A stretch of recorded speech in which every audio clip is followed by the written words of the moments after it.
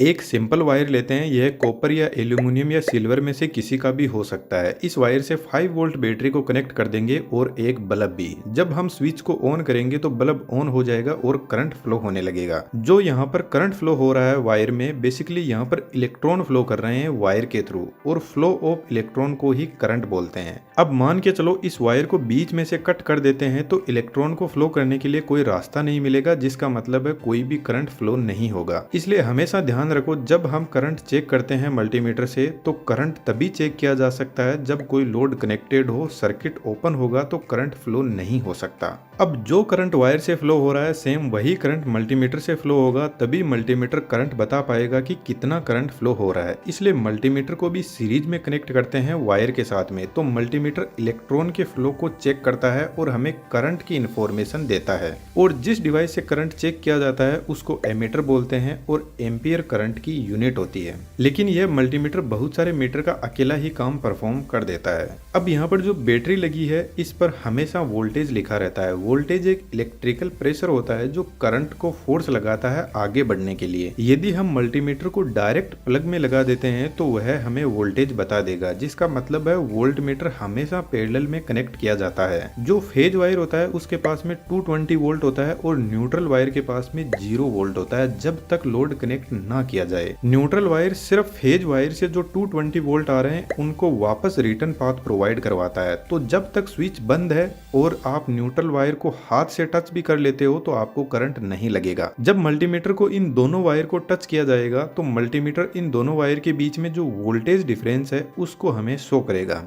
Resistance ठीक जिस तरीके से फ्रिक्शन काम करता है उसी तरीके से करंट के लिए फ्रिक्शन का काम रेजिस्टेंस करता है, जिसका सिर्फ एक ही काम होता है, पावर को लॉस करना। अब हर मेटल का रेजिस्टेंस होता है, कुछ का कम कुछ का ज्यादा। इसलिए हमारे घरों में जो मेन वायरिंग होती है उसमें कॉपर वायर को काम में लिया जाता है, क्योंकि उसका रेजिस्टेंस कम होता है, जिसकी वजह से वह गर्म कम होगा और गर्म कम होगा तो वह ज्यादा लोड उठा पाएगा। अब रेजिस्टेंस के भी कुछ भाई बहन होते हैं जिनको इम्पीडेंस, एडमिटेंस, रिएक्टेंस बोलते हैं। यह भी पावर लॉस ही करते हैं लेकिन अलग अलग तरीके से। अब वोल्टेज, करंट और रेजिस्टेंस से मिलकर एक बहुत ही फेमस ओम का नियम बनता है, जिसको शॉर्ट में voltage is equal to current into resistance बोलते हैं। अब मानकर चलो एक सर्किट है जिसमें बहुत सारे बल्ब सीरीज में कनेक्टेड है। यदि कहीं से भी वायर टूट गया तो सभी के सभी बल्ब बंद हो जाएंगे, क्योंकि करंट इस पॉइंट से आगे फ्लो होगा ही नहीं। तो क्या हम कह सकते हैं कि जब कनेक्शन सीरीज में कनेक्टेड होता है तो करंट जितनी भी डिवाइसेस लगी है उनके पास सेम होता है। और दूसरी सबसे बड़ी बात, जैसे 2 एम्पियर का करंट इन वायर से फ्लो हो रहा है तो चारों बल्ब में आधा आधा एम्पियर डिवाइड हो जाएगा। अब करंट डिवाइड तो हो गया, जिसका मतलब है चारों बल्ब कमजोर जलेंगे। अब इन्हीं बल्ब को यदि हम पैरेलल में कनेक्ट कर देंगे तो इनमें से कहीं से भी वायर टूट भी गया तो बाकी के बल्ब पर कोई फर्क नहीं पड़ेगा, क्योंकि करंट का रास्ता आगे बढ़ने के लिए बना हुआ है। इसलिए हमारे घरों में वायरिंग पैरेलल में की जाती है। और इसका सबसे बड़ा फायदा है सभी डिवाइस अच्छी तरीके से काम करते हैं। अब सबसे बड़ा कंफ्यूजन होता है पावर को लेकर। वोल्टेज करंट तो ठीक है, पावर क्या होती है? बेसिकली पावर वोल्टेज और करंट का प्रोडक्ट होता है। जैसे यह बल्ब 5 वोल्ट का है और जब इसको ऑन करते हैं तो 2 एम्पियर का करंट कंज्यूम करता है, तो इसकी पावर कंजम्पशन हो जाएगी 5 × 2 is equal to 10 watt.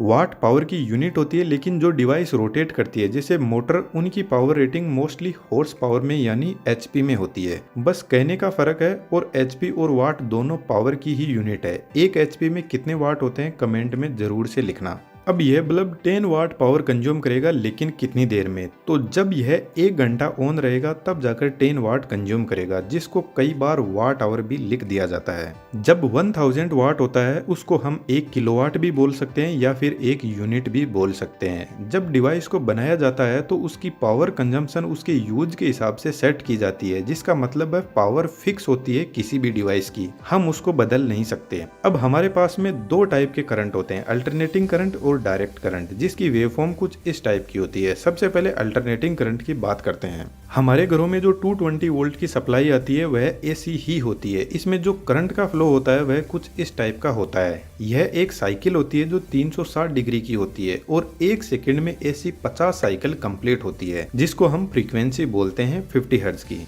Hertz frequency की यूनिट होती है। तो जब हमें इलेक्ट्रिक शॉक लगता है तो यह करंट हमें 1 सेकंड में 50 बार ऐसे तोड़ मरोड़ना चाहता है, पर हमारी बॉडी इतना फास्ट मूव नहीं कर पाती है, तो हमें जोरदार झटका लगता है और यह ज्यादा देर तक रह गया तो हम मर भी सकते हैं। मानकर चलो इस वायर में 220 वोल्ट की सप्लाई दी हुई है और करंट फ्लो हो रहा है। अब बात ऐसी है कि करंट हमें आंखों से दिखाई नहीं देता है, बस उसको महसूस किया जा सकता है। लेकिन इस वायर के आसपास में कुछ और भी ऐसा हो रहा है जो हमें दिखाई नहीं दे रहा है। यह 220 वोल्ट की सप्लाई इस वायर के पास में अपना एक फील्ड जनरेट करती है जिसको मैग्नेटिक फील्ड बोलते हैं। आपने बहुत बार लोगों से कहते हुए सुना होगा हाई वोल्टेज लाइन के बारे में कि इसके पास में मत जाओ वरना यह अपनी तरफ खींच लेगी। तो इसके पीछे का रीजन समझ लेते हैं। यह एक स्प्रिंग लोडेड रोड है जो कुछ इस तरीके से मूव कर रही है। इस रोड के दोनों साइड में कुछ हवा के पार्टिकल भी है जिन पर यह फोर्स लगाती है अपने मूवमेंट से। अब यह रोड तो सिर्फ इतनी ही दूरी में मूव कर रही है, लेकिन यदि इस पोजीशन पर हम बारीकी से हवा का फोर्स ऑब्जर्व करेंगे तो हमें थोड़ी बहुत हवा का फोर्स फील होगा। ठीक ऐसा ही अल्टरनेटिंग करंट के साथ में होता है। जब यह वेवफॉर्म इस तरीके से ट्रेवल करती है तो इसके पास में जो एयर पार्टिकल होते हैं उनको यह चार्ज कर देती है, और जब हम उसके पास में जाते हैं तो हमें इस वायर को टच करने की जरूरत नहीं है, दूर से ही हमें इलेक्ट्रिक शॉक लगता है। लेकिन डरने की बात नहीं है, जो हाई वोल्टेज लाइन होती है वही अपने आसपास के एरिया को चार्ज करके रखती है। हमारे घरों में जो सप्लाई आती है वह सेफ होती है। अल्टरनेटिंग करंट का एक और फायदा है, यह इस पॉइंट पर जीरो हो जाता है, तो बाई चांस हमें इलेक्ट्रिक शॉक भी लग गया तो हम इस पॉइंट पर छूट जाते हैं। अब एसी सप्लाई भी दो टाइप की होती है, सिंगल फेज और 3 फेज। हमारे घरों में सिंगल फेज सप्लाई आती है जो 220 वोल्ट की होती है, जिसमें एक फेज और एक न्यूट्रल वायर होता है जिसके झटके हमें लगते ही रहते हैं। लेकिन 3 फेज सप्लाई 440 वोल्ट की होती है जो बड़ी मशीनें जैसे बड़ी मोटर उनके लिए होती है या फिर सलमान खान के लिए होती है, क्योंकि सलमान खान की सुल्तान मूवी का एक गाना है लग गए 440 वोल्ट छूने से तेरे, जिसका मतलब है सलमान खान 3 फेज सप्लाई की बात कर रहे थे।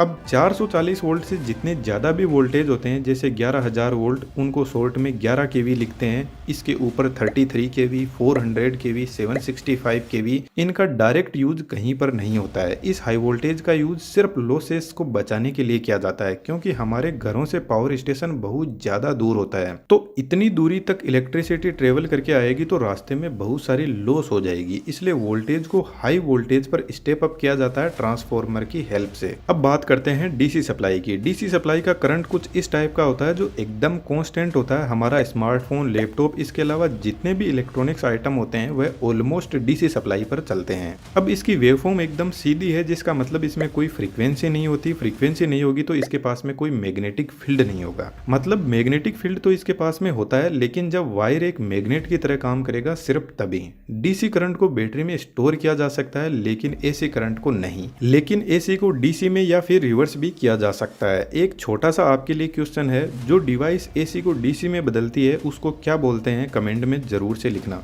डीसी करंट एसी से बहुत ज्यादा पावरफुल होता है। यदि डीसी का शॉक लग गया तो छूटने के कम चांस रहते हैं और मरने के ज्यादा। लेकिन चिंता की बात नहीं है, 12 वोल्ट डीसी जो बैटरी में होता है वह इतना खतरनाक नहीं होता है। 50 वोल्ट से ज्यादा यदि कोई डीसी करंट है तो वह बहुत ज्यादा पावरफुल है, हमें बहुत नुकसान पहुंचा सकता है। 12 वोल्ट डीसी भी बहुत पावरफुल होता है। यदि आपने गाड़ियों में 12 वोल्ट की बैटरी से जो केबल लगी हुई है उसकी साइज देखोगे तो आपको पता चलेगा कि यह कितना पावरफुल करंट है। डे बाय डे पॉपुलेशन बढ़ रही है तो पावर कंजम्पशन भी बढ़ रही है, इसलिए बिजली कंपनियां डिमांड के हिसाब से नए नए जनरेटर अपने पावर प्लांट में इंस्टॉल करती रहती है। पावर जनरेशन को बढ़ाने के लिए हम इलेक्ट्रिसिटी के एंड कंज्यूमर है, लेकिन इलेक्ट्रिसिटी जनरेशन से लेकर हमारे घर तक पहुंचने का जो सफर है वह बहुत ही कॉम्प्लिकेटेड और लॉन्ग है, क्योंकि इलेक्ट्रिसिटी लापरवाही बिल्कुल भी बर्दाश्त नहीं करती। यदि कहीं पर भी बीच में गलती हुई तो उसकी सजा भी तुरंत मिल ही जाती है। और एनिमेशन की दुनिया में अपने करियर को बनाना चाहते हो तो हमने 3D एनिमेशन के कोर्स को हिंदी में बहुत आसान भाषा में बनाया है। डिस्क्रिप्शन में डिटेल्स है, आप ज्वाइन कर सकते हो।